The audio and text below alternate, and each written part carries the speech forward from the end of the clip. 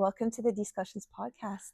Thank you so much for having me. This is a little bit different. I'm usually on the other side of the table asking the questions. Well, so I had just asked you, are you sweating bullets? You said not really. Yeah, not really, just different. I think it's kind of it's a different energy when you're on that side and you kind of know where you want the conversation to go. Yep. On this side, there's that mystery, right? Mm.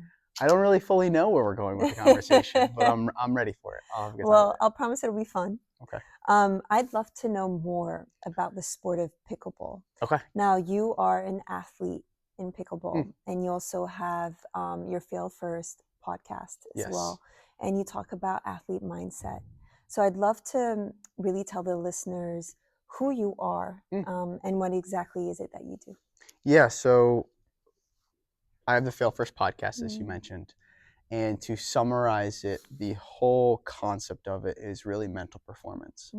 And the reason that we use failure is because failure, from our own experiences and my experience that I can get into, I found it is the best way to learn. And the best way to learn at a rapid rate, fortunately and unfortunately at the same time, right? So that's really why the Fail First podcast as a whole. So mental performance is our key pillar. Underneath that, we talk to two different populations. It's really pickleball pros. So if you go through there, you'll see a bunch of pros that we talk to going through their mindset, their strategy, what they struggle with in gameplay. And then on the other half is entrepreneurs. And that kind of came organically. And the reason it came organically is because as building the podcast, we've noticed, and I think it's just where it kind of clicked, but when you reflect on it, you're like, that makes a lot of sense. It's the same mindset that athletes have, that it's just applied to business, right? So when we saw that directionally, we were like, okay, these are our two core pillars of our podcast. It is the professional athlete and is the entrepreneur. And you can imagine, if you think about it over a timeline or a full journey, you have the athlete that eventually gets to a point where their body no longer can keep up with them. And what do a lot of pro athletes do? They go and start a business. Yeah. And a piece of that is because they have the capital to do so.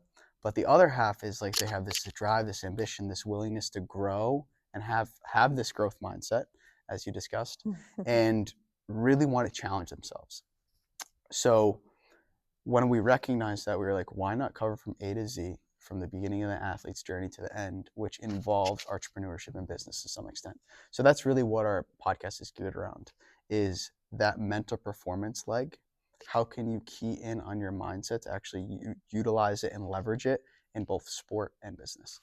I love that. And the key to the consulting firm that I run, Growth to Mindset, is very much that as well, because we specialize with clients who are in sports and wellness.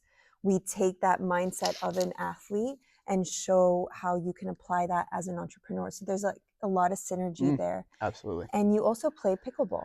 Yes. So I skipped over that a little bit. So it depends how much detail you want me to go into on pickleball, because you love it so much. I'll call it an obsession a little bit. Absolutely. So for anybody listening that does play pickleball, my duper says I'm a 4.5. Okay.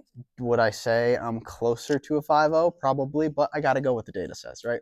Okay. But I'm pretending like I know what you're saying, and I'm hoping you'll explain later. But I am. So there's a little bit of the wild west going on in pickleball, which is this battle, I'll say, going on between rating systems. So if I were to reference, so tennis has a similar one, which is like 2, I think 8.0 is the max and like 2.0 is the bottom. But basically it's just giving you a gauge on skill level barriers. Got it. So like if you go to a pickleball facility and you want to go and play with random people, you're going by yourself, it's like, where do you drop yourself? Where do you align yourself? Is it kind of like a handicap in golf? Like that sort of thing? Great reference. Okay. Great reference, yes. Same thing as a handicap in golf. So if I were to give myself like reference to a golfer, probably somewhere around like an 8 to 10 handicap in golf would be like a reference if you're familiar with that space. Yeah. But yeah, so pickleball as a whole is growing tremendously. And I am sharing all this information secondhand. So obviously on my podcast, I learn a lot of this. Not only do I do a lot of research, obviously, but a lot of it is told to me too.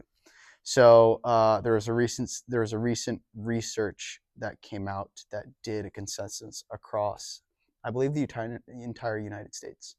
And it was 19.8 million people were officially playing. Now, you can imagine that number is probably higher than it was, not necessarily lower. So it's roughly around 20 million people are actually playing pickleball. Why do so many people love it? I think that's like the big question, is like, why to take off with such rapid speed? That's my question. Honestly, Yeah. I'm really trying to wrap my head around it. Yeah, so I'll tell you why, and I'll keep it very simple, and you're gonna be Okay. like, wow, this is crazy.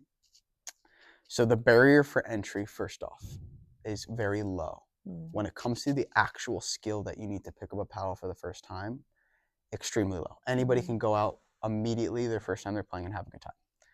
The reference that I always give is tennis. You cannot do that with tennis. So anybody that has gone and played tennis for the first time, if you do not know the mechanics of a tennis swing, that ball is flying all over the court. You could barely get a rally going, right? Maybe it's 1, 2, 3 hits, then you have to restart that rally. Is it because the racket's bigger and the court is bigger? Is that? So it's more or less because the ball itself is more dense and has the ability to go farther, rather than in pickleball, it's like a wiffle ball as reference. Got it. And you also have a carbon fiber paddle, which in tennis you have strings and you have this rubber ball. So strings and a rubber ball can hit a ball up to 100, I think 40 and 50 miles per hour. Some of the top players are hitting at, right? I would say on average, a lot of the guys hit it between like 125 miles per hour or so on tour. So that ball's coming at you fast. In pickleball, if a ball flies at that rate, it breaks. Got it. So you can imagine, because the sport is a lot slower in its nature, it's much easier to have a rally going. So therefore, I can go and play with my sister, I can go play with my mother and father and my grandmother, and we could all play. Nice. Because the ball doesn't fly so far everywhere. It stays on the court pretty well, because the actual speed, the ability to what the ability what can be done off the paddle is minimized because the actual material that's being used. Got it. Does that make sense? That was kind of a completely. roundabout. Yeah.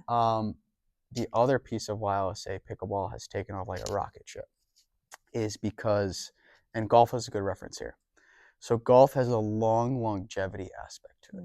So that longevity aspect is the fact that you could play it from your 5 until you're 75, 80, beyond, right? Pickleball, you could do the same thing because the actual wear and tear on your body is not that significant. Tracking it on my Whoop consistently,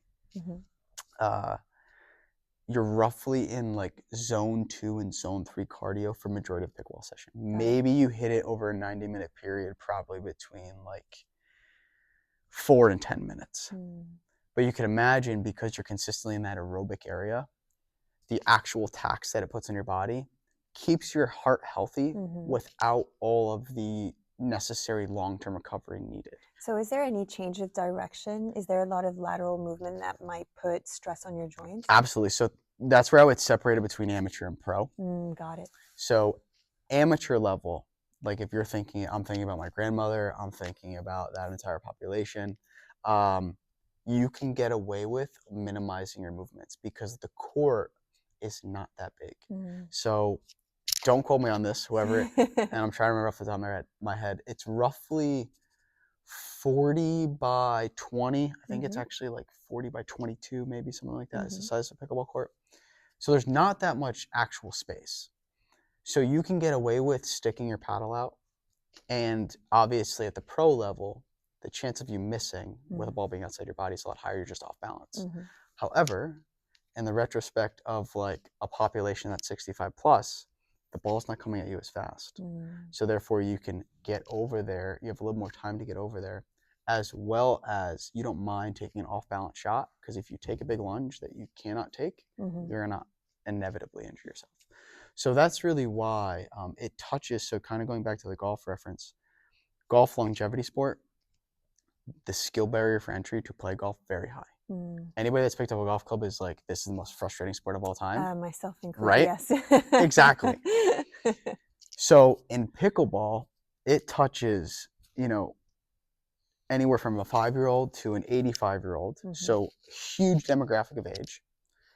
From there, you can play in combination with not only your girlfriend, your mother, your grandmother, and your father. Like, you play with them all at once, and you can be all different skill levels and still have a good time. So by being able to combine many different skill levels playing together and having a good time, on top of the fact that you can play it from 5 to 85, I really believe because it touches so many demographics and communities, another piece of it is the fact that the operating cost is very cheap, right?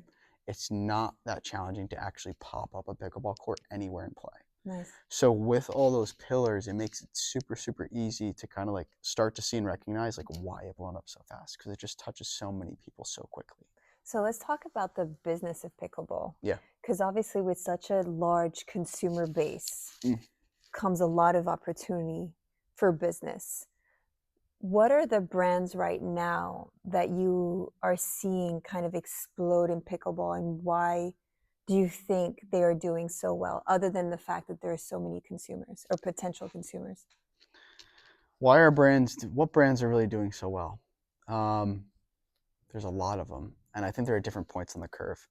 To start, there's some brands that have been around for a long time. So you have like Paddle Tech started back in 2011 before pickleball was really even a thing. I don't remember when Selkirk started, but they're another brand. They've been around for a good bit, so people know their name. But there's so many new companies that are penetrating the space that I would say have more opportunity. A big brand that is dominating it, that hasn't been there from the start, but naturally has been penetrating the space heavily, is Yola. So they come from ping pong. So naturally what ended up happening was Ben Johns is the #1 player in the world in pickleball. Anybody that goes and watches him, you would know that for a reason. He's just very efficient with his movements, very calm, cool, and collected at all times. With that being said, Yola brought him on as a player, as well as he participates in a lot of the paddle development behind the scenes. He has an engineering background. So that kind of exploded their brand onto the scene, and people coming from ping pong already knew about him. And to give you kind of reference on pickleball, if I put ping pong and tennis on a spectrum, pickleball would fall right in the middle. When it comes to like how you're playing, how skills translate between spin and ground stroke, stuff like that. But I would say Yola probably is the biggest brand that didn't start in the space that has come and penetrated it. Now we're here at RacquetX. So there is a lot of brands over there that are also wanting to penetrate that market. And it is because the total addressable market of 19.8 million people playing is massive. And the paddle manufacturers are making a lot of money. And the reason they're making a lot of money is because it's very easy to go to China right now and say, here's the paddle that I need and here's the company that I need similar to. I want to put my own brand on it. And players, if it's a decent paddle, are going to play with it if you pay them enough money. So they're buying that paddle from China from anywhere between $35 to $50 and selling it over here now upward of $200 to even some paddles $330. So the margins are massive.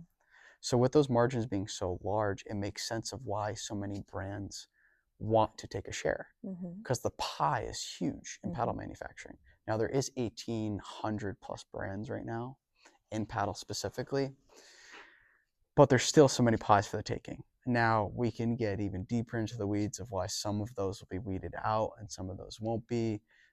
We just spoke with Mike Neely, who is the president of USA Pickleball, and they're going through a qualification process, which what ended up happening was the manufacturers naturally decided that they were going to push the barrier on power in pickleball. Well, the barrier got so high that it took away from what the greatness of the game is, which is this combination between power and finesse. But if you push the power limit way over where it should be, the finesse is removed from the game. So finesse part of the game is, this is also getting into the details, feel free to jump in anyways. I love it. The finesse part of pickleball is all at the kitchen line, which anybody who is listening to this who understands tennis or is familiar with it, you play a lot of the game from the baseline. Pickleball, everybody has to get up to the kitchen or what's called the non-volley zone. And this is where you see a lot of firefights happen that are on social media that have gone viral, where like pros are just whacking the ball back and forth quickly at each other. Got it. A typical Friday night. A typical No, Friday night, yeah. For me, watching film, yeah, absolutely. But with it being said, that's where the finesse part of the game comes into play. Is you have to be very soft on your paddle because the margin for error there is very high. Because if you leave what is called a dink a little too high, you're going to get hit with the ball. Got it. That's where the firefights happen. Got it. So you go from playing power to now having to be soft, which not a lot of games are like that, right? Like tennis is probably pretty much a full power game. There's some finesse every so often, but pretty much a full power game. A lot of it's dominated by the serve. If you think about something like football, football's full speed all the time, right? Speed, power in that game, quickness, that's it. You think about like hockey, I'll say has a little bit more of a finesse element to it. Okay. Coming from a hockey background myself, hockey's very fast, but you have to slow the game down to be strategic sometimes, whether it's on the power play or penalty kill, etc. I'm trying to think of some other sports that are kind of similar to that. One that is slow and more finesse is actually soccer. So soccer is very slow and patient sometimes. Pickleball is not that slow, but it's both elements, which makes it very unique as well. Getting back to your initial question on brands, now that I went on a tangent a little bit, but you could tell that I probably love pickleball pretty immensely. And I want to know more about it. I mean, to see something take fire like this, like it's insane to me.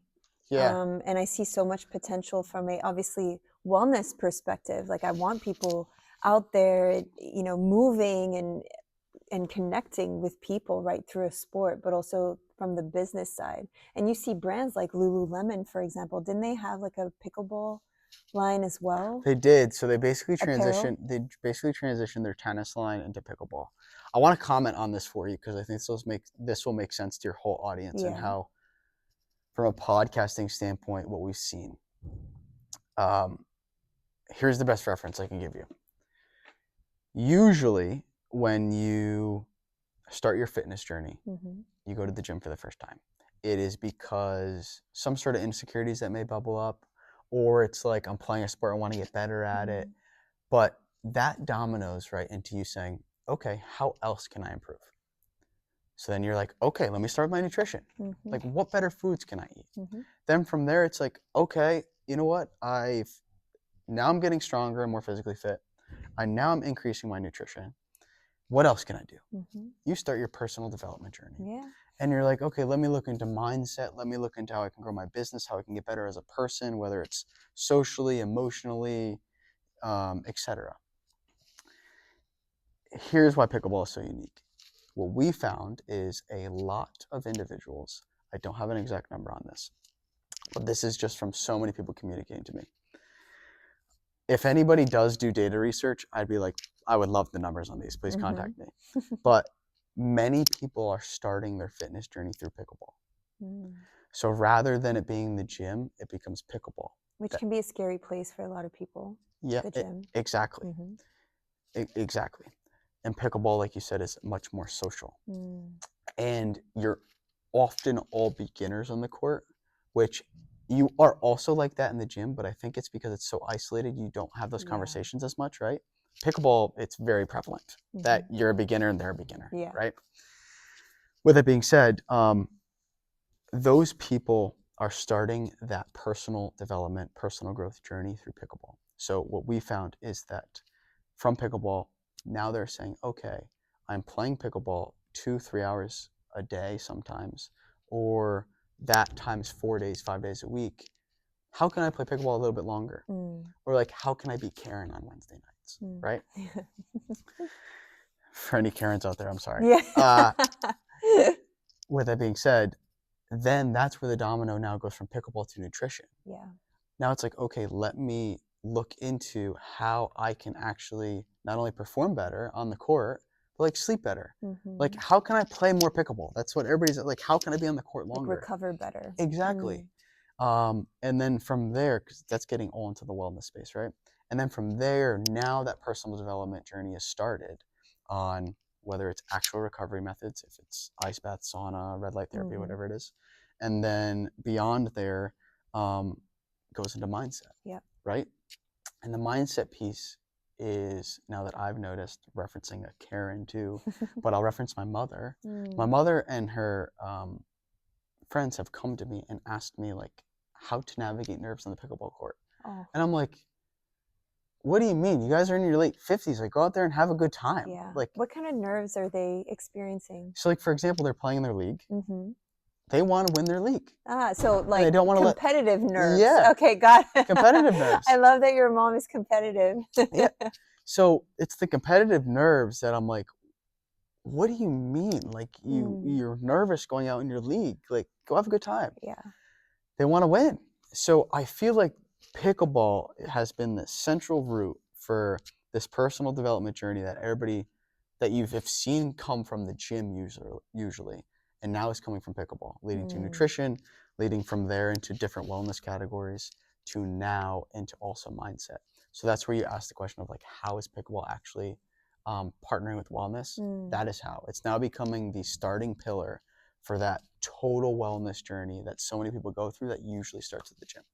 I love that. And I wish we had hours to talk about this, because now I really want to play. Yeah. But I guess, what about ending on this? Because you're an athlete and an entrepreneur. Yeah. And you talk a lot about mindset. So what is it that you would tell someone who is an athlete in whatever sport and also an entrepreneur? What is your number one tip with regards to mindset? You want tactical strategy or just in general? Because in general, I'll give you both. Okay.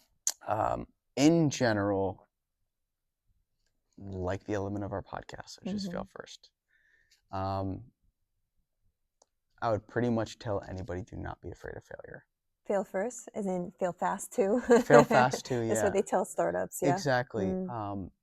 Just don't run away from it. Like I mentioned earlier, you're going to learn very rapidly by failing fast, failing frequently, failing first. Just like in sport. It's just, so that's why the mindset translates so heavily, right?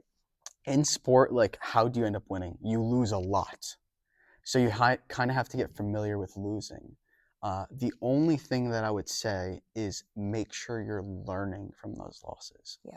If you're not learning from those losses, you inevitably are going to be stuck in the same space that you've been. So how do you learn? You look at numbers, you have to have some kind of retrospective view on it, right? Reflecting, yeah. So there's loaded question, right? But you can go to so many different routes. So sometimes it's EQ related, or like emotional intelligence related, right?